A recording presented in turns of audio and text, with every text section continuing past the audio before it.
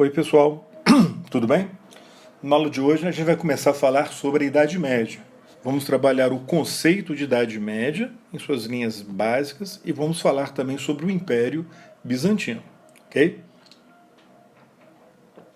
Muito bem.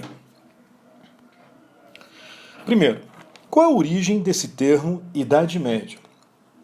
A origem, pessoal, quando a gente falou sobre introdução à história, eu comentei sobre a origem daquela divisão, né, Idade Antiga, Idade Média, Idade Moderna, Idade Contemporânea, né, antes de todas elas a pré-história. E aqui vamos reforçar.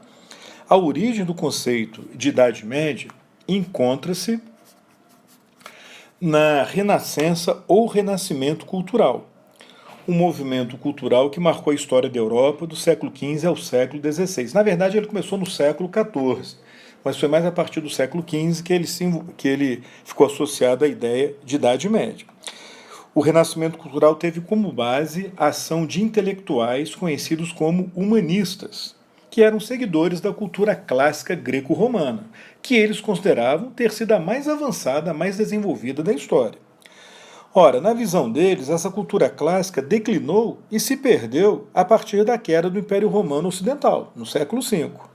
E ela só foi retomada, só renasceu com eles, redescobrindo essa cultura clássica greco-romana, a partir do século XV.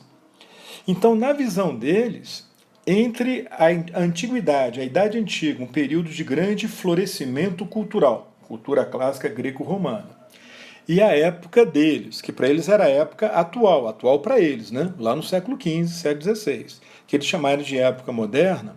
Então, entre essa idade antiga e essa idade moderna deles, existiu um período intermediário, que foi a Idade Média, que na visão deles foi um período de retração cultural, porque deixou de lado aquela cultura refinada, sofisticada dos gregos e dos romanos.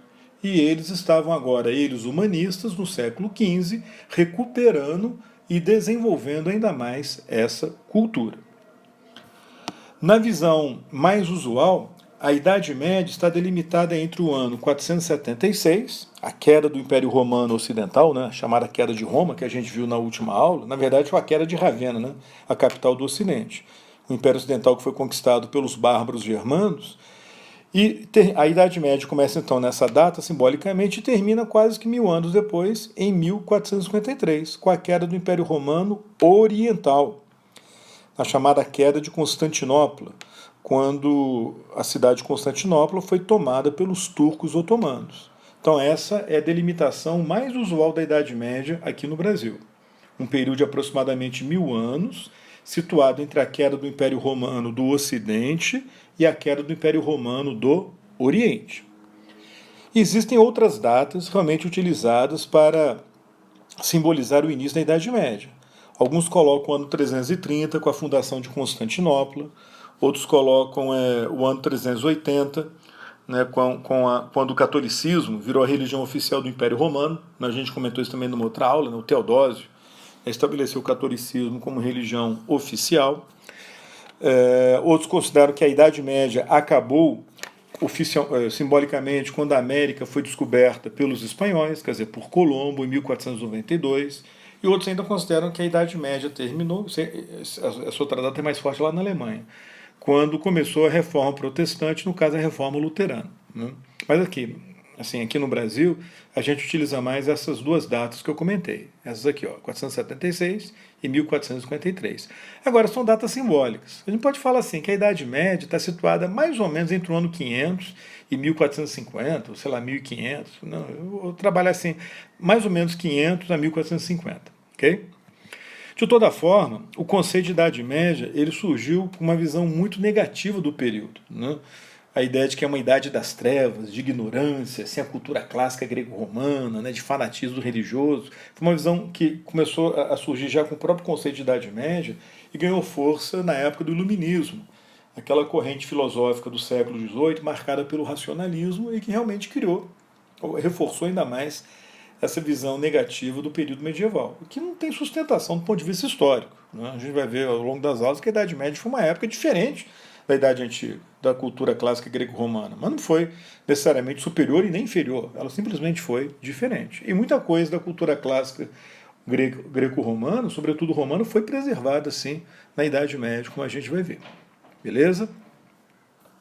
A gente costuma dividir a Idade Média em dois períodos principais. A Alta Idade Média, a parte inicial, mais ou menos do ano 500 ao ano 1000, e a Baixa Idade Média, a segunda parte, mais ou menos do ano 1000 a 1450. E existem outras divisões além dessas duas. Alguns falam Idade Média Central, alguns consideram que a Baixa Idade Média não abarca esse período. Existem realmente outras divisões. Mas assim, as que mais aparecem nos vestibulares, no Enem, no PAS é essa, Alta Idade Média e Baixa Idade Média. Ok? O que importa é o seguinte, na Idade Média, em especial na Alta Idade Média, surgiram novas civilizações naquele eixo Europa, Mar Mediterrâneo, Oriente Médio. Essas civilizações elas se formaram no lugar do antigo Império Romano, quando ele era unificado, e no lugar do Império Persa Sassânida, que dominava o Irã e outras partes do Oriente Médio. Foram três civilizações que surgiram, então, no lugar desses impérios. A primeira, a civilização ocidental medieval. Ela surgiu na Europa Ocidental, no lugar do Império Romano do Ocidente. Essa civilização é chamada também de civilização feudal e católica, ou cristandade ocidental, ou cristandade latina, ou ainda cristandade católica. Outra civilização é chamada de civilização bizantina. É, na verdade, o Império Romano do Oriente. Ela também é chamada de cristandade oriental, ou cristandade grega, ou cristandade ortodoxa, ou simplesmente Bizâncio. Bizâncio ou Constantinopla era a capital desse império. E a outra civilização foi a civilização islâmica, que surgiu no Oriente Médio, acabou dominando o norte da África e a Península Ibérica, Portugal e Espanha. Também foi chamada de civilização muçulmana.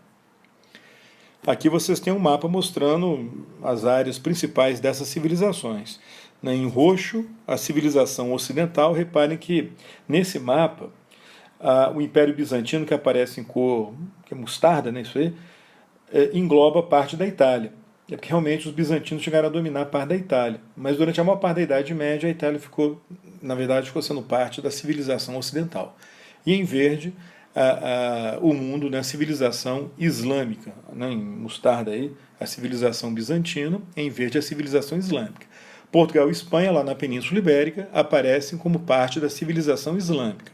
Mas também durante a Idade Média, em especial na Baixa Idade Média, o mundo ocidental, a civilização católica, acaba incorporando esse pedaço islâmico aí da civilização muçulmana na Península Ibérica.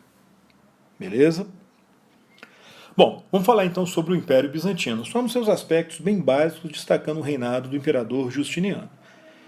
Aspectos gerais. O Império Bizantino é o Império Romano do Oriente. Os bizantinos não se chamavam de bizantinos, nós é que os chamamos de bizantinos. Eles se consideravam romanos. A capital, Constantinopla ou Bizâncio, era um império romano, porém de língua grega, um império cristão, mas com a igreja ortodoxa, que a gente vai ver depois, acabou se separando da igreja católica. Foi um império que alcançou um grande desenvolvimento comercial e urbano, estava ali naquela rota do comércio entre Europa e Oriente, e tinha uma monarquia centralizada, que a gente pode chamar de monarquia absolutista ou despótica. Aqui vocês têm um mapa do Império Bizantino. Repare o seguinte, nessa parte rosa, vocês têm o núcleo do Império Bizantino durante boa parte da Idade Média. Essa linha mostra a extensão máxima do Império Bizantino no reinado do Justiniano, que eu vou comentar daqui a pouquinho. E em vermelho, o que restava do Império Bizantino no final da Idade Média. Ele foi diminuindo de tamanho. Mas o núcleo dele foi basicamente essa área que vocês estão vendo, Ásia Menor, Grécia, ali a Península Balcânica. E o sul da Itália, durante muito tempo, foi dominado pelos bizantinos. Ok? Aqui vocês têm uma imagem, uma reconstituição de um monarca bizantino, aqui também da aclamação de um imperador bizantino, de um monarca bizantino, com toda a pompa, aquela ideia de um monarca sagrado, representante de Deus, que vai manter a ordem na terra.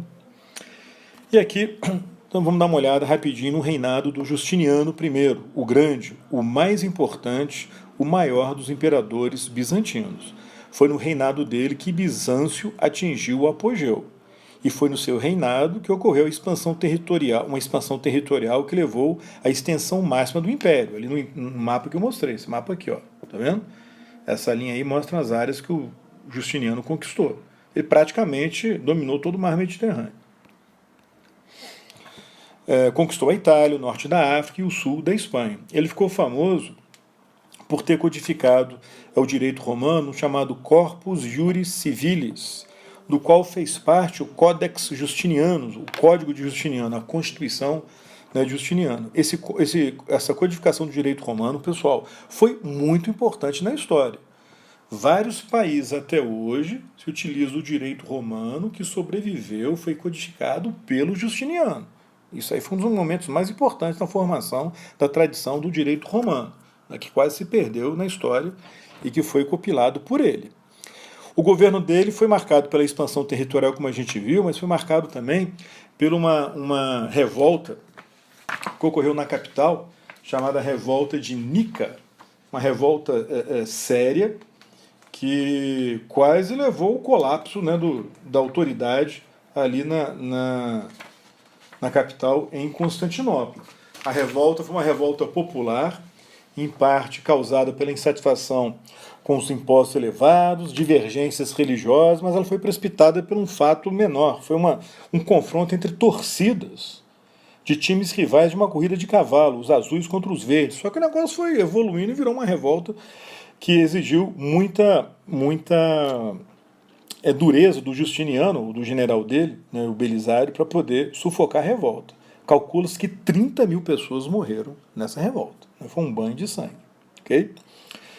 Bom, foi Justiniano também que construiu a famosa Catedral de Hagia Sofia. Aqui, ó. Aqui é uma imagem do Justiniano. Né? E aqui é a catedral. Hoje, a catedral hoje é um museu. Ela virou uma mesquita e depois virou um museu. Né? Os turcos tomaram e transformaram em mesquita. Isso aqui é uma reconstituição. Né? Os caras fizeram... Dá até para ver no fundo que é a cidade de Istambul moderna. Os caras fizeram um desenho assim, me imaginando como é que seria a catedral se ela não tivesse se transformado numa mesquita ou num museu. Também o reinado dele foi marcado, né, durante uns 2 anos aproximadamente pela primeira grande pandemia de peste bubônica que atingiu esse eixo do mar Mediterrâneo, Europa, né, e Oriente Médio. Foi a praga de Justiniano, que matou gente adoidada. Para vocês terem uma ideia, chegou uma hora que em Constantinopla morriam por dia 5 mil pessoas, né, de peste bubônica. Né? Então, um nível, se bem em Nova York, né, não sei que chegou a morrer 5 mil por dia, né, mas agora no coronavírus, mas para a época foi uma catástrofe essa pandemia. A pandemia ela acabou naturalmente, mas ela retornava volta e meia. Né? Ela depois retornaria com grande intensidade na peste negra do século XIV, que eu vou falar em outra aula. Ok? Bom, então aqui são as linhas básicas do Império Bizantino. Quando eu falar da Baixa Idade Média, a gente vai dar uma olhada no declínio do Império Bizantino e na sua queda. Ok? É isso aí, pessoal. Até a próxima. Tchau, tchau.